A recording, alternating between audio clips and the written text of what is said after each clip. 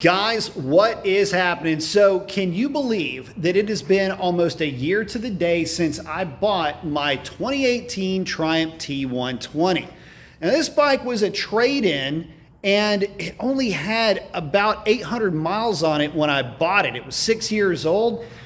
Guy that had it, bought it, and never really did anything with it. And, well, as you can see, I'm pretty well keeping that trend alive. In the last year, I've only put about 1,000 miles on this thing. Shame on me, because I truly do enjoy riding this bike. It's the bike that I will grab the keys to if I just want to go for a quick cruise around town. You know, I did the Distinguished Gentleman's Ride on this bike, and, you know, my smoking hot wife and I will take this thing for a quick little sputter around town every once in a while. But, well, as you can see, I just really haven't ridden it all that much, not nearly as much as I would like. So, is the magic still there with this machine? Now, let's chat about it. So the short answer to the question of is the magic still there? Yeah, it definitely is. So listen, I have had my hands pretty full with other projects and other bikes that I've either been building or been reviewing. But anytime I do truly just want to go for a motorcycle ride, maybe go grab a cup of coffee or a panini, I'm on this thing back here. And it might sound kind of corny, but to me, this bike really does just represent the purity of riding a motorcycle. You know, you got bikes like my GSX-R 1000 that are extremely thrilling and capable. You've got nostalgia type stuff that I've got, like my 98 Daytona. A lot of heartstrings being pulled with that bike, as it was my dad's. But the thing about it is that they all have their own unique personalities. But when I was a kid, motorcycles like this thing back here, that's what I would just imagine when the name motorcycle would be popping through my head. You know, the subject would just never really go too far away from this type of an aesthetic.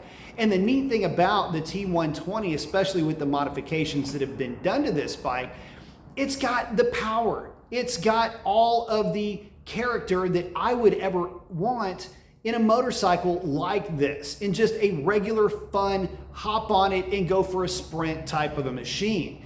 And since we're talking about the modifications, this bike took to them very well. It's got a British Customs X-pipe and shorty exhaust.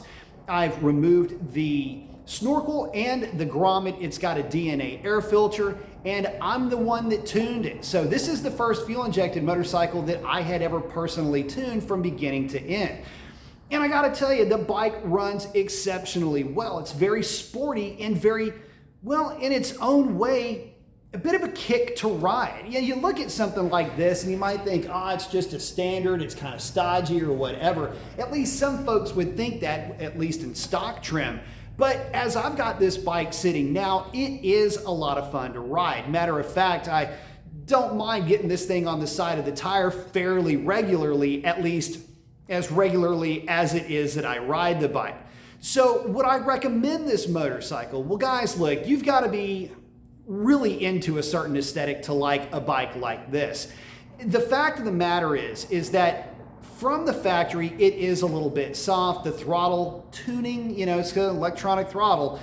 It is a little bit soft, but with a flash and with a couple of tasteful modifications, which is what these Triumphs are known for, being a good base place to start for modifications, you can turn one into a properly fun motorcycle to kick around on.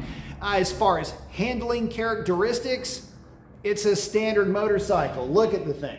I mean, it's not going to be a GP world-class handling bike, but if you're only kicking around on some B&C roads, basically taking in the scenery and having fun with the fact that you've got a motorcycle like this that offers up such a rich experience under partial throttle acceleration, that's really where this bike shines. It's just a very rich, very fun riding experience that you can't duplicate with other bikes. This is the most of a throwback riding experience that you could hope for. It's just that it's got a lot more torque and a lot more horsepower to play around with. But again, where this bike does its best work is just being fun. You twist the throttle, it makes a great noise, and it propels you with a smoothness and with a shove that you might not expect from a bike that looks like this. So if you can't tell, yes, I am still very much in love with this motorcycle. As a matter of fact, it is the logo for the Triumph. But I guess a better way to put it is, if the question ever would be, would I ever buy another bike like this? You know what? I only need one. And for the guys that are out there that want that retro aesthetic that really does harken back to a certain point in time, especially for guys of a certain age, but you also want the power to come along with it, there's no replacement and there's no substitute for the Triumph T120. And so with that, guys, I will leave you with that aesthetic. Post up your comments. I appreciate you stopping by, and I hope to catch you on the next one. Take care.